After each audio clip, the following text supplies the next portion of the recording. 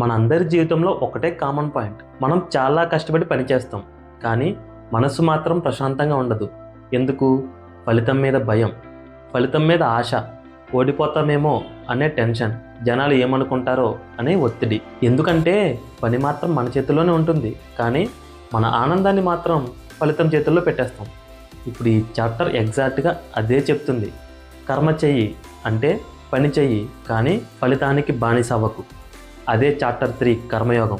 Hello everyone, this is Natesh. Welcome back to vast life.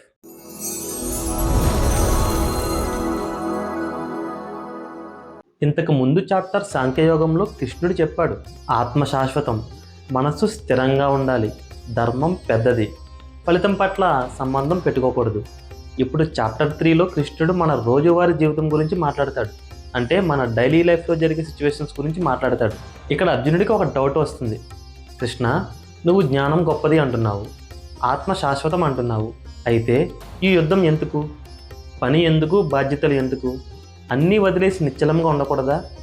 ఇది కేవలం అర్జునుడి డౌట్ మాత్రమే కాదు, మనలో చాలామందికి ఇదే డౌట్. ధ్యానం చేయాలి, కానీ పని ఉంది. శాంతి కావాలి, కానీ బాధ్యతలు ఉన్నాయి. ఇప్పుడు కృష్ణుడు సమాధానం ఇస్తాడు. చాలా క్లియర్గా చెప్తాడు. కర్మని తప్పించుకోవడం ఎవ్వరి వల్ల కాదు. నేను ఏమీ చెయ్యను అని అనుకున్నా అది కూడా ఒక కర్మే. శ్వాస తీసుకోవడం కర్మ, ఆలోచించడం కర్మ, చదవడం కర్మ, పని చేయడం కర్మ. జీవితం అంటేనే కర్మ. కృష్ణుడు చెప్పేది కర్మను వదిలేయమని కాదు, కర్మని యోగంగా మార్చుకోమని. అంటే పని చెయ్యి, కానీ మనస్సుని బాధ పెట్టుకోకుండా చెయ్యి. ఎవ్వరూ ఒక్క క్షణం కూడా కర్మ లేకుండా ఉండలేరు. ప్రకృతి గుణాలు మనల్ని కదిలిస్తూనే ఉంటాయి. కాబట్టి అర్జున, కర్మని వదిలేయకు, సరైన కర్మని ఎంచుకో. ఇప్పుడు గీతలోని అసలైన గొప్ప రహస్యం వస్తుంది. మనకి పని పట్ల ఎటువంటి ఇబ్బంది లేదు. ఇబ్బంది ఎక్కడో తెలుసా? రిజల్ట్ మీద. సక్సెస్ రావాలి, ఓడిపోకూడదు, అందరూ మెచ్చుకోవాలి, పెద్దవాడిని అవ్వాలి. ఈ టెన్షన్స్ వల్ల పని భారమవుతుంది, మనసు కదిలిపోతుంది, నిద్రపోతుంది, ప్రశాంతత పోతుంది. కృష్ణుడు అంటాడు, పనిని పూజలాగా చెయ్యి, ఫలితాన్ని దేవుడికి అప్పగించు. దీనినే నిష్కామ కర్మ అంటారు. అంటే పని చెయ్యి, కానీ పని కోసం మనసుని త్యాగం చేయకు అని.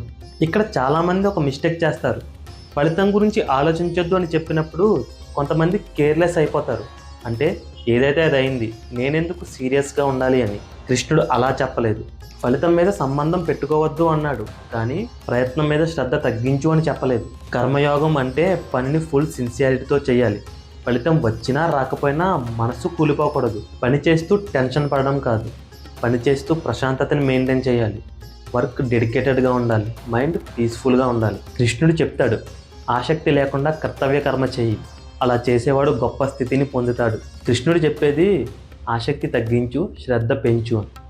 ఇప్పుడు ఇది మన జీవితంలో ఎలా అప్లై అవుతుందో చూద్దాం. ఒక స్టూడెంట్ నేను టాప్ రావాలి అనే భయంతో చదివితే అది ఒత్తిడి.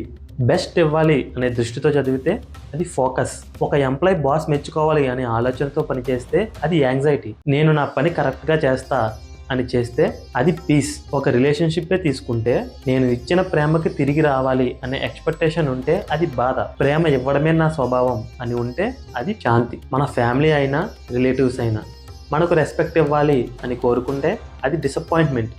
నేను చేయాల్సిందే చేస్తా అని ధైర్యంగా ఉంటే అది ఇన్నర్ స్ట్రెంగ్త్. అంటే సరైన పని చెయ్యి, అహంకారం లేకుండా చెయ్యి, భయం లేకుండా చెయ్యి, రిజల్ట్ మీద హోప్ లేకుండా చెయ్యి. కృష్ణుడు ఇంకో బలమైన విషయం చెప్తాడు. మన కర్మని పాడు చేసేది ఎవరు? ఆశ, కోరిక, అహంకారం, పోలికలు, అంటే కంపారిజన్స్. ఇవి మన మనస్సుని తినేస్తాయి. ఇంకా కావాలి, ఇంకా కావాలని లోపల ఒక్కసారి మొదలైతే శాంతి పోతుంది, కోపం వస్తుంది, అసూయ వస్తుంది. కృష్ణుడు చెప్తాడు, కామమే ప్రధాన శత్రువు. కోరిక నుంచే కోపం వస్తుంది, అదే మన శత్రువు. మనిషి ఓడిపోయేది శత్రువు వల్ల కాదు, తన కోరికల వల్ల. ఇప్పుడు ఇది ప్రాక్టికల్గా మన లైఫ్లో ఎలా అప్లై చేయాలి అనేది చూద్దాం. ఉదయం అంటే మార్నింగ్ లేచిన వెంటనే ఈరోజు నా పని నేను కరెక్ట్గా చేస్తా, ధర్మంగా చేస్తా అని ఫిక్స్ అవ్వాలి. వర్క్ చేస్తున్నప్పుడు మన ఫోకస్ వర్క్ మీదే ఉండాలి. రాత్రి పడుకునే ముందు రిజల్ట్ ఏమవుతుందో అని ఆలోచించే కంటే ఈరోజు నా పని నేను కరెక్ట్గా చేశానా, ధర్మంగా చేశానా అని చూసుకోవాలి. అదే కర్మయోగం. ఇప్పుడు ఇంకొక ప్రాక్టికల్ పాయింట్ చూద్దాం. మన పనులు 3 రకాలుగా ఉంటాయి: fear based work, ego based work and dharma based work. First one fear based work. ఓడిపోతామేమో అనే భయంతో చేసే పని, రిజల్ట్ వచ్చినా మనసు ప్రశాంతంగా ఉండదు. And second one ego based work, నేనే గొప్ప అని ప్రూవ్ చేసుకోవడం కోసం చేసే పని. చిన్న క్రిటిసిజం కూడా హర్ట్ చేస్తుంది. అండ్ థర్డ్ వన్, ధర్మ బేస్డ్ వర్క్, ఇది నా బాధ్యత అనే క్లారిటీతో చేసే పని. రిజల్ట్ ఏదైనా మనసు ప్రశాంతంగా ఉంటుంది. ఇక్కడ మన గోల్ ఏమిటంటే ఫియర్ బేస్డ్ వర్క్ని ధర్మ బేస్డ్ వర్క్గా మార్చుకోవడం. అప్పుడు వర్క్ బర్డెన్గా కాదు, వర్క్ బికమ్స్ పవర్. ఈ చాప్టర్ మొత్తానికి ఒక్కటే మెసేజ్: కర్మని వదిలేయకు, కర్మని పూజగా మార్చుకో. పని తగ్గితే శాంతి వస్తుంది అనుకోవద్దు, పని చేసే విధానం మారితేనే శాంతి వస్తుంది. నెక్స్ట్ ఎపిసోడ్లో కృష్ణుడు మరింత డెప్త్కి వెళ్తాడు. చాప్టర్ 4, జ్ఞానయోగం. జ్ఞానం మరియు కర్మ కలిసి ఎలా నడపాలో నేర్పే అధ్యాయం. ఇది వర్స్ట్ లైఫ్.